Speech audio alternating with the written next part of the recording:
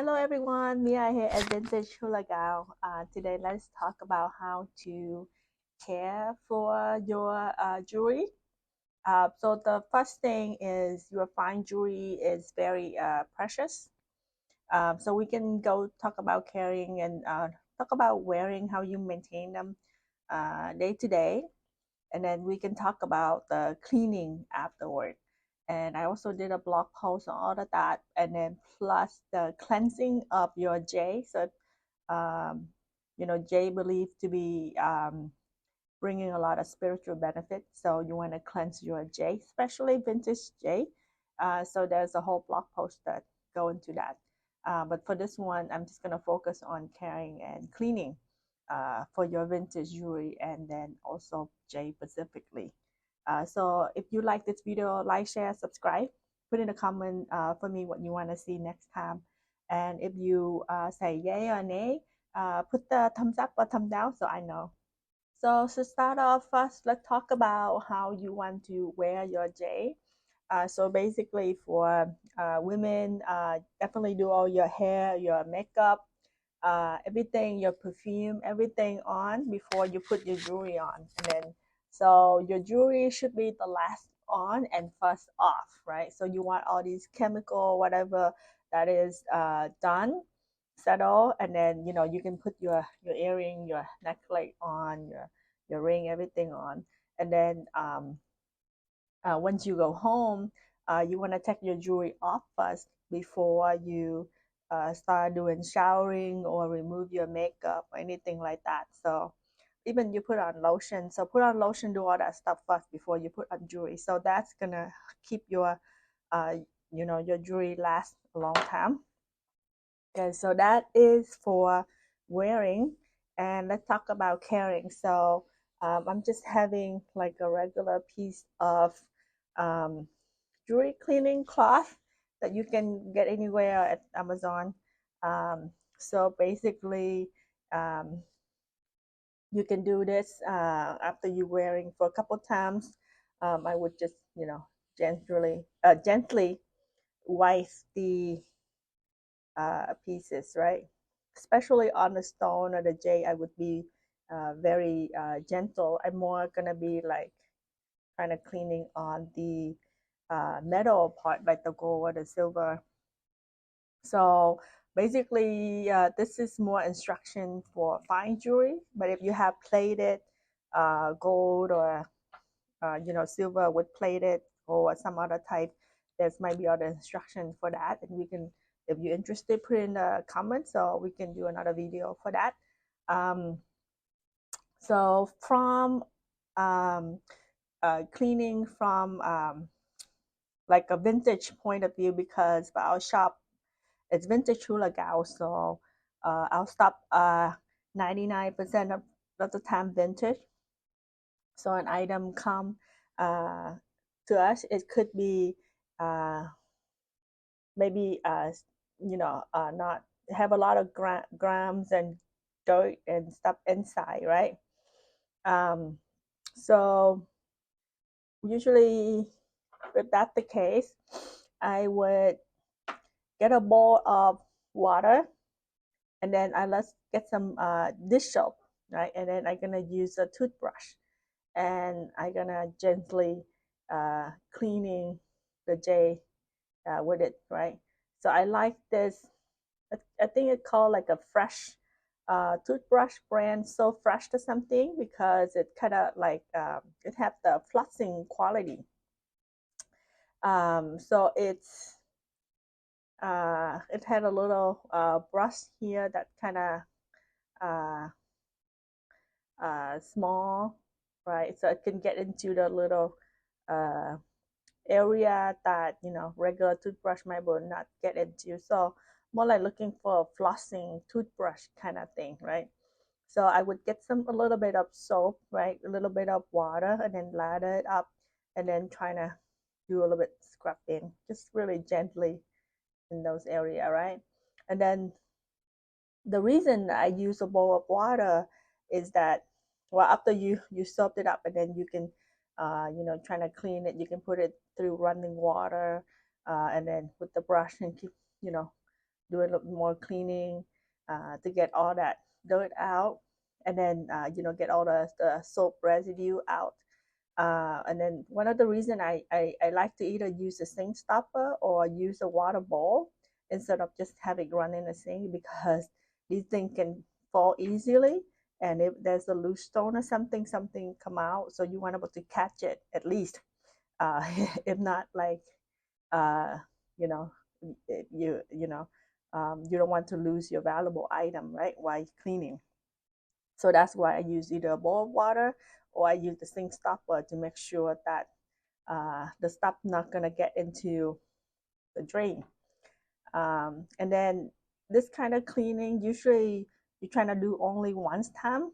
You don't want to do it too many times. Why? Because a lot of time these setting, even the J's, it's in the setting like this. It could be glue inside, right?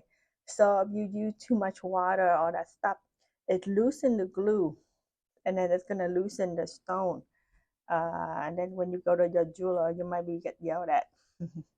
And then especially a lot of time, like you see this pearl earring here, it's kind of blackish because we haven't done that cleaning and polishing yet. A lot of time in our shop, if you want to show the age, a lot of vintage shop, they prefer to show the item like this to customers, so they know for sure it's vintage.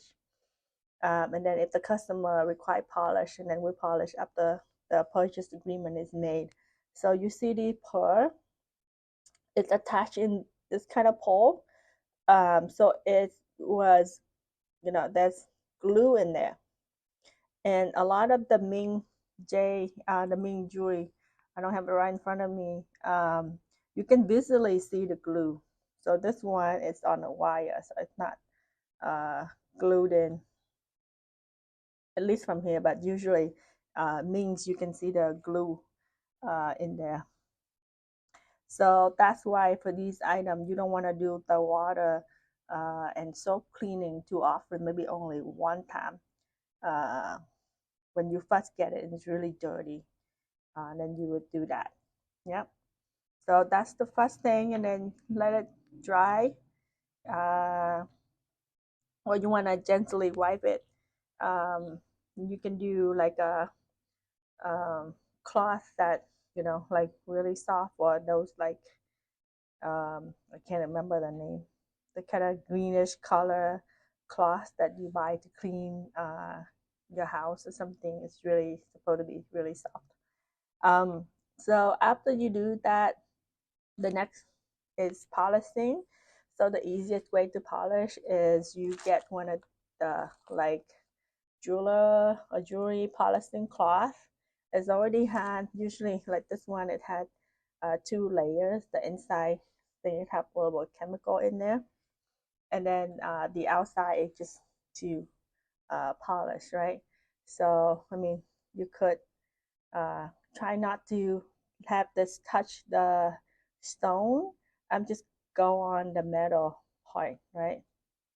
And usually for these kind of polishing, because the jewelry is very intricate, so we would send it to a goldsmith, because there's so many, you have to really get inside.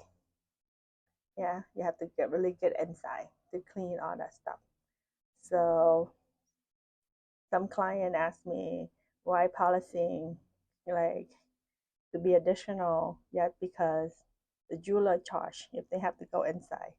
Because things like this, with Jade and pearl jewelry and stuff like that, especially vintage, you don't want to use the machine um, to clean it, because the machine, what you call it, the ultrasonic or something, is shake the item to lose the grams and all that stuff out.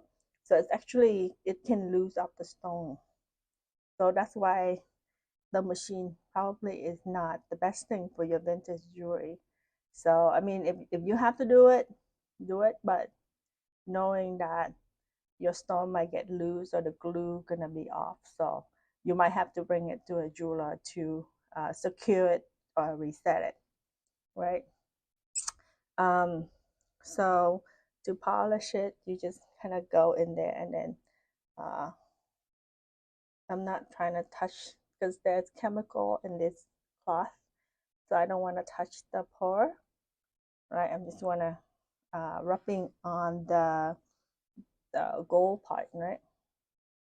Yeah, so just rubbing, and then after that, you can use the outer cloth to remove all of that excess uh, chemical that might be on it, and then to polish it some more. Yeah, so it looks like shinier already. Might be a little bit hard to see on the video, but over here, yeah, I can see a little bit shinier. So that for cleaning with cloth, and then there are other. This is the right silver cream that highly recommended on Amazon. So it just had this little pasty thing, yeah. So you can use this to polish the silver. So just use this cream, and then with the cloth, yeah. And they have cream for gold too. And then when I did my research, it said you can use silver cream on gold jewelry. I haven't tried that, so maybe we'll test it next video and see how it goes, how it turned out. Usually for us, we will send out to our goldsmith to do the polishing to ensure you know nothing get loose or anything. And then for the gold, like the metal part, there are more cleaning like the rouge, the jeweler rouge, to clean all that stuff. So if you want to get into that, you can do that as well. But definitely try not to get any of that on the jade or the pearl or the stone itself. Trying to keep all your polishing on the metal. Yeah. And for specifically polishing jade, very simple. You can use, so of course, you can wash it gently with soap and water, rinse well, wipe it, and then you could use white candle. So I would just buy the candle, the white one from the store. And then some people heat it up and pour it over and drop it. But usually for me, I just rub it. I don't heat the candle up, so I just rub it on the stone. And then after that, I just buff it with like a jewelry polishing cloth. You just rub it to remove all the wax excess. And people say you can also use beeswax. So I want to try it next time. Maybe I'll order some, and then we can see how it works. In this video, we talked about how you wear your jewelry, how you care for it occasionally by wiping with the jewelry cleaning cloth or polishing cloth.